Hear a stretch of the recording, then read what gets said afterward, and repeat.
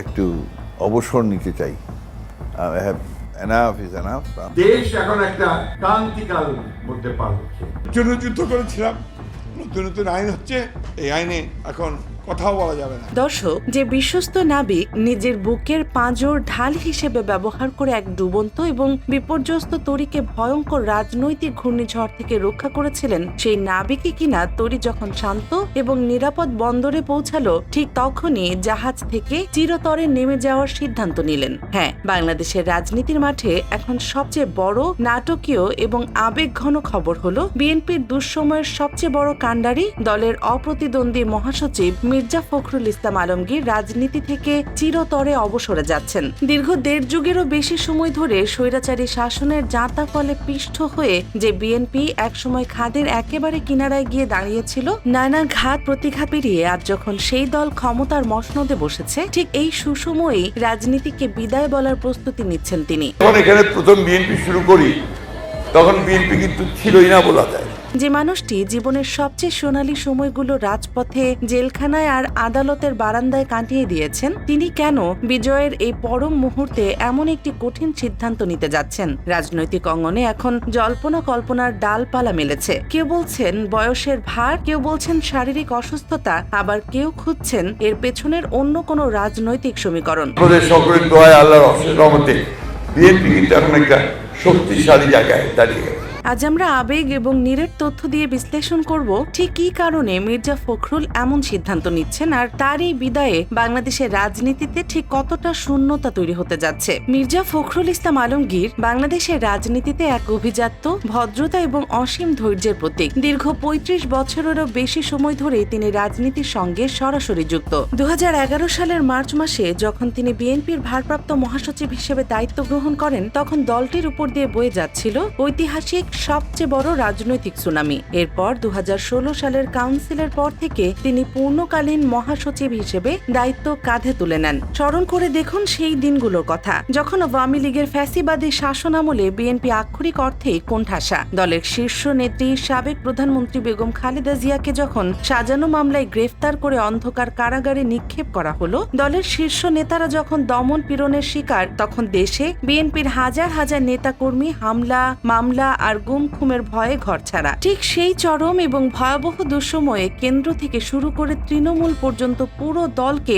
আঠার মতো সুসংগঠিত করে রেখেছিলেন এই একজন মানুষ, মির্জা ফখরুল ইসলাম আলমগীর। তিনি কখনো রাজপথে পুলিশের লাঠি পেটা খেয়েছেন, কখনো ডুকরে কেঁদেছেন সংবাদ সম্মেলনে, আবার কখনো মাসের পর মাস পার করেছেন স্যাঁতসেঁতে জেলখানায়। কিন্তু এক মুহূর্তের জন্য তিনি দলের হাল ছাড়েননি বা মাথা নত করেননি। কিন্তু নিয়তির কি এক অদ্ভুত পরিহাস! জুলাইয়ের ছাত্র জনতার ঐতিহাসিক গণ অভ্যুত্থান এবং পালাবদলের পর আজ যখন বিএনপির রাজনীতিতে সুদিন ফিরেছে, তারেক রহমানের নেতৃত্বে দলটি আজ ক্ষমতার মসনদে অত্যন্ত সুদৃঢ় অবস্থানে রয়েছে, ঠিক তখনই এই বর্ষিয়ান নেতা রাজনীতিকে বিদায় জানানোর সিদ্ধান্ত নিচ্ছেন। সম্প্রতি একটি বেসরকারি টেলিভিশনে দেয়া সাক্ষাৎকারে তিনি তার এই অবসরে যাওয়ার অত্যন্ত স্পষ্ট ইঙ্গিত দিয়েছেন। এই খবর ছড়িয়ে পড়ার পর থেকেই দেশের রাজনৈতিক অঙ্গনে, বিশেষ করে বিএনপির কোটি কোটি নেতাকর্মীর মাঝে এক বিশাল শূন্যতা এবং আবেগঘন পরিস্থিতির সৃষ্টি হয়েছে।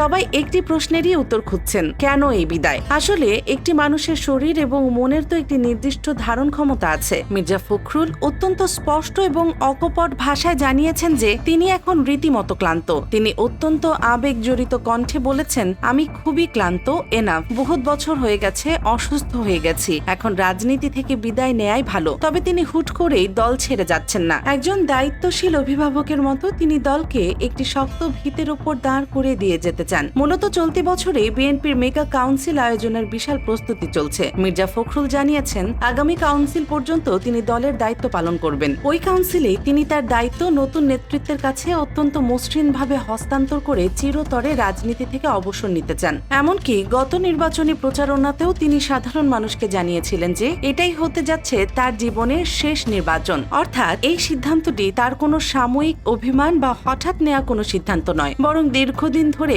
ভেবেচিন্তে নেয়া একটি পরিণত সিদ্ধান্ত। একটু অবসর নিতে চাই।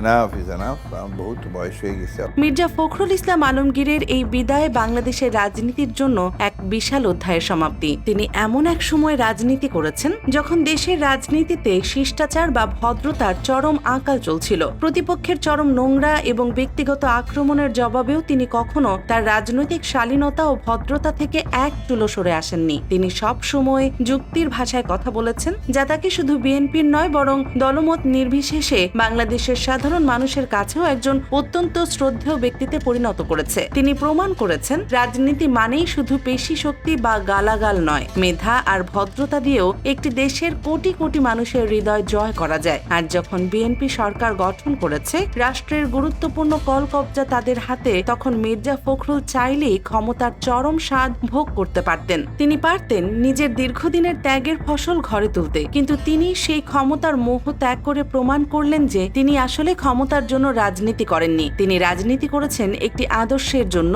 দেশের মানুষের মুক্তির জন্য। এখন সবচেয়ে বড় প্রশ্ন হলো, মির্জা ফখরুলের এই বিশাল শূন্যস্থান বিএনপি কিভাবে পূরণ করবে? দলটিতে কি এমন কোন যোগ্য, দূরদর্শী এবং ধৈর্যশীল নেতা আছেন যিনি ফখরুলের মতো সব পক্ষকে এক সুতোয় গেঁথে রাখতে পারবেন? আগামী কাউন্সিলের দিকে এখন সবার নজর। নতুন যিনি মহাসচিবের দায়িত্বে আসবেন তার কাঁধে পড়বে এক বিশাল দায়িত্ব। একদিকে সরকারের অংশ হিসেবে দেশ গড়ার কাজে সহায়তা করা, অন্যদিকে দলের সাংগঠনিক কাঠামোকে আধুনিক ও শক্তিশালী করা। তবে মির্জা ফখরুল শারীরিকভাবে হয়তো রাজনীতির মাঠে থাকবেন না, কিন্তু তার রেখে যাওয়া ধৈর্য, ত্যাগ এবং রাজনৈতিক শিষ্টাচারের যে অনন্য দৃষ্টান্ত, তা যুগে যুগে বাংলাদেশের রাজনীতিবিদদের জন্য একটি মাস্টার ক্লাস হিসেবে কাজ করবে। তিনি এমন একজন নেতা হিসেবে ইতিহাসে অমর হয়ে থাকবেন যিনি চরম দুঃসময়ে দলের হাল ধরেছিল এবং দল যখন বিজয়ের শিখরে, তখন অত্যন্ত নীরবে ও সসম্মানে বিদায় নিয়েছিলেন। দর্শক, মির্জা ফখরুল ইসলাম আলমগীরের এই দীর্ঘ ৩৫ বছরের রাজনৈতিক জীবন এবং তার এই হঠাৎ অবসরের সিদ্ধান্তকে